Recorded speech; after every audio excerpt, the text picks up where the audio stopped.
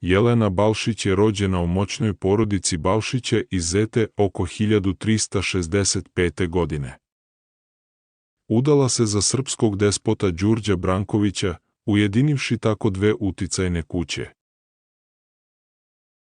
Jelena je vladala zajedno sa svojim mužem srpskom despotovinom tokom osmanske ekspanzije. Bila je poznata po svojoj inteligenciji, političkim veštinama i snažnoj volji. Kada su Osmanlije osvojile srpske zemlje, ona je pomogla u pregovorima o strategijama preživljavanja. Jelena je bila pokroviteljka umetnosti, književnosti i pravoslavnih manastira. Upravljala je ogromnim imanjima i trgovinskim putevima koji su povezivali Balkan i Italiju. Tokom političkih previranja štitila je interese svoje porodice i srpske tradicije. Održavala je prepisku sa evropskim dvorovima, održavajući Srbiju povezanom sa Zapadom.